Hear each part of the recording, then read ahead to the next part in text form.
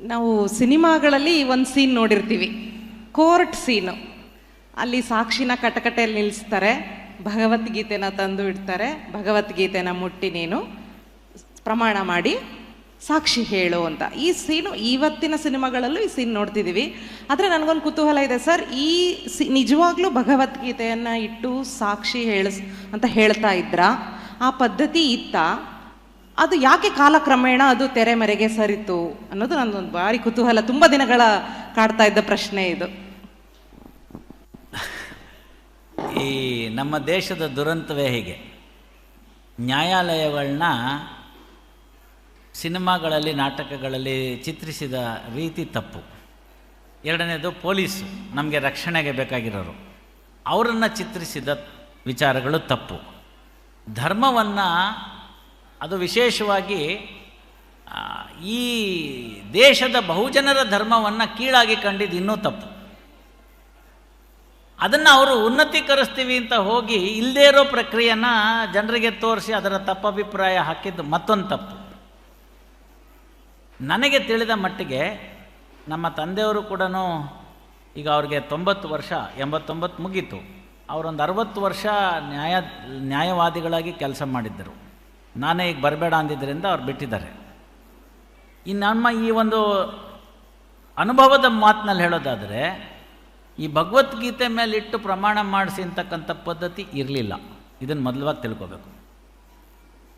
ಅದು ಯಾಕೆ ಅಂತ ಹೇಳಿದ್ರೆ, ಸಂವಿಧಾನದಲ್ಲಿ ಎಲ್ಲ ಧರ್ಮಗಳನ್ನು ಕೂಡ ನೀವು ಅಷ್ಟೇ ಒಂದು ಸಮಾನತೆ ದೃಷ್ಟಿಯಿಂದ ಇಟ್ಕೊಂಡು ನೋಡಬೇಕು, ಗೌರವಿಸಬೇಕು ಅಂತ ಹೇಳಿದರೆ. ಅದರ ಬಗ್ಗೆ ಭಗವದ್ಗೀತೆಯಲ್ಲಿ ಕೃಷ್ಣನೇ ಹೇಳ್ತಾನೆ. ಹಾಗಾದರೆ ಏನಾಯಿತು ಅಂತಂದರೆ, ಯುಕ್ತ ಕಾನೂನಿನ ಪ್ರಕ್ರಿಯೆ ಅಂತ ಒಂದು ಬರುತ್ತೆ. ಅಂದರೆ ರೈಟ್ ಜಸ್ಟಿಸ್ ಡಿಸ್ಪೆನ್ಸೇಷನ್ ಸಿಸ್ಟಮ್ ಅಂತ. ಇದೊಂದು ಕಾನೂನಿನ ಕ್ಲಿಷ್ಟವಾಗಿರ್ತಕ್ಕಂಥ ವಿಚಾರ. ಇದರದೊಂದು ಬಂತು ಪ್ರಶ್ನೆ ಸುಪ್ರೀಂ ಕೋರ್ಟ್ ಮುಂದೆ. ಅಲ್ಲೇನು ಅಂತಂದರೆ, ಕೇಸು ಹೇಳಿರ್ತೀನಿ, ಯಾರು ಆಸಕ್ತಿ ಇರ್ತಾರೋ ಅವ್ರು ತಿಳ್ಕೊಬೋದು. ಗಾಯತ್ರಿ ವರ್ಸಸ್ ಗಿರೀಶ್ ಅಂತ ಒಂದು ಪ್ರಕರಣ ಬಂತು. ಗಾಯತ್ರಿ ವರ್ಸಸ್ ಗಿರೀಶ್ ಅಂತ. ಅದರಲ್ಲಿ AR 2016 SC 3559 ಅಂತ, ಯಾರು ನಮ್ಮ ಸ್ನೇಹಿತರಿದ್ದಾರೆ ಅವ್ರು ಬರ್ಕೋಬೋದು. ಇದರಲ್ಲಿ ಅದನ್ನು ಹೇಳೋ ಅಂಥ ಸಂದರ್ಭ ಬಂದಾಗ, ಉತ್ತಿಷ್ಟ ಜಾಗ್ರತ ಅಂತ ಒಂದು ನಮ್ಮ ಭಗವದ್ಗೀತೆ ಶ್ಲೋಕ. ಇದು ಎಷ್ಟು ಪುರಾತನವಾದ ಗ್ರಂಥ, ಇವತ್ತಿಗೂ ಹೇಗೆ ಅಪ್ಲಿಕಬಲ್ ಅನ್ನೋದಕ್ಕೆ ನಾನು ಹೇಳ್ತಾ ಇದ್ದೀನಿ. ಉತ್ತಿಷ್ಟ ಜಾಗ್ರತ ಅಂತಂದರೆ, the law helps a diligent and not the negligent ಅಂತ ಒಂದು ಕಾನೂನು.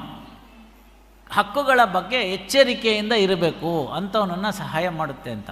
ಆ ಪ್ರಕರಣದಲ್ಲಿ ಸುಪ್ರೀಂ ಕೋರ್ಟ್ನವರು ಅದನ್ನು ಹೇಳ್ತಕ್ಕಂಥ ವಿಚಾರ ಬಂದಾಗ, ಈ ಉತ್ತಿಷ್ಟ ಜಾಗ್ರತ ಅಂತಕ್ಕಂಥ ಏನು ಭಗವದ್ಗೀತೆ ಭಾಗ ಇತ್ತು ಅದನ್ನು ಉದ್ಧರಿಸಿ ಇದನ್ನು ತೀರ್ಮಾನ ಕೊಡ್ತಾರೆ.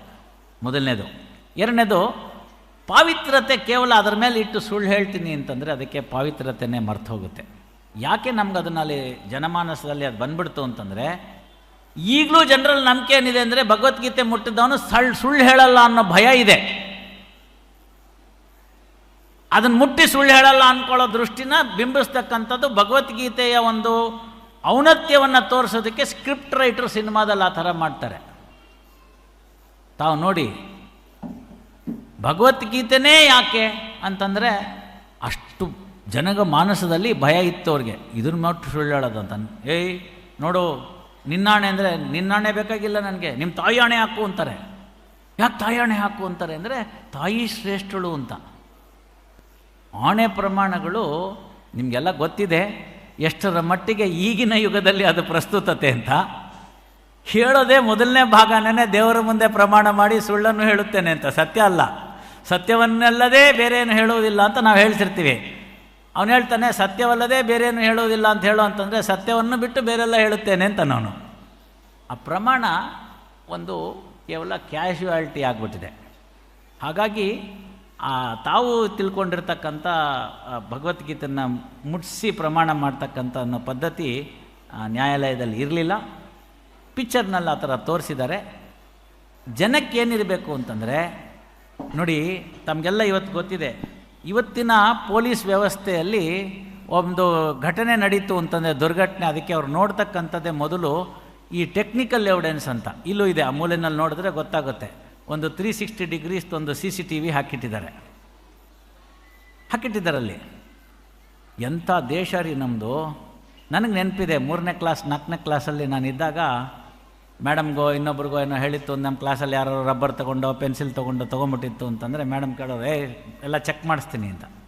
ಅವನಿಗೆ ಅಲ್ಲೇ ಕಿತ್ಕೋಬೇಕು ಭಯ, ಯಾವನು ಕದ್ಬಿಟ್ಟಿರ್ತಾನೋ ಅವನಿಗೆ.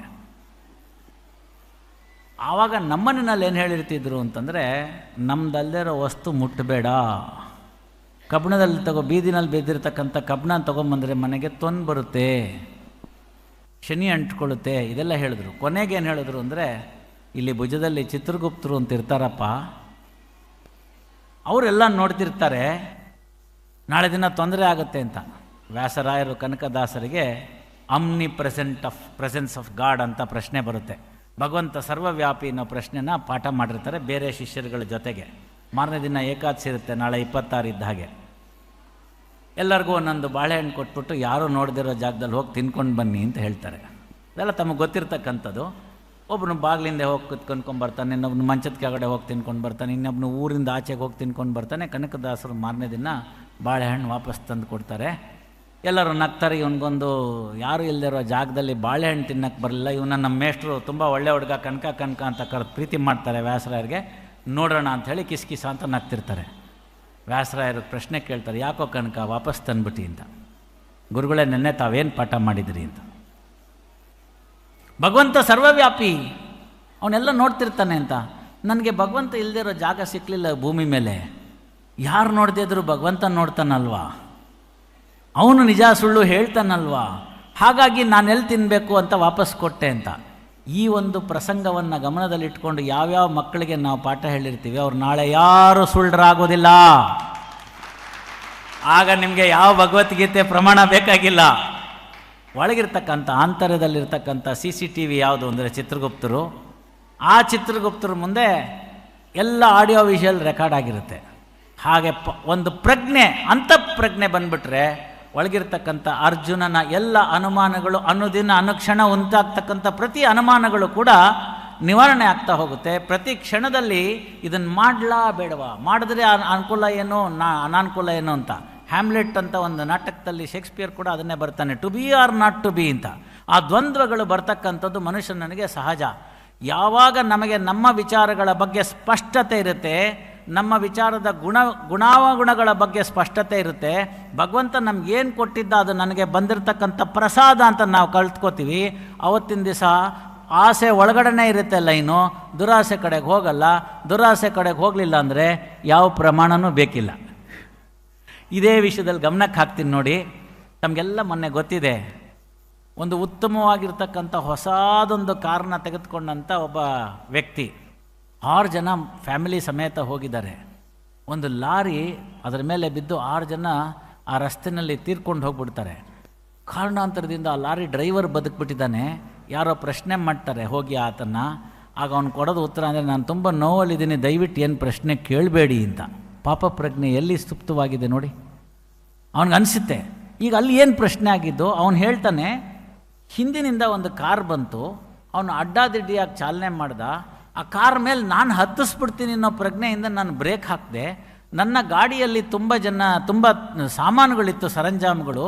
ಫಿಸಿಕ್ಸ್ ಥಿಯರಿನಲ್ಲಿ ನಾನು ತಕ್ಷಣ ಬ್ರೇಕ್ ಹಾಕಿದ್ರಿಂದ ಆ ತೂಕದ ವಸ್ತುಗಳು ಆ ಗಾಡಿಯನ್ನು ನಿಲ್ಲಿಸೋಕ್ಕಾಗಲಿಲ್ಲ. ಮುಂದ್ಗಡೆಯಿಂದ ಬ್ರೇಕ್ ಇತ್ತು, ಹಿಂದ್ಗಡೆಯಿಂದ ತಳ್ತಾ ಇತ್ತು, ದಬ್ಬಾಕೋತು ಲಾರಿ. ದಬ್ಬಾಕೊಂದಿದ್ದು ಗ್ರಾಚಾರ ಪಕ್ಕಕ್ಕೆ ಬಿತ್ತು, ಅದ್ರ ಹಿಂದ್ಗಡೆ ಕಾರಿತ್ತು, ಹೋಗ್ಬಿಟ್ರು ಅಂತ.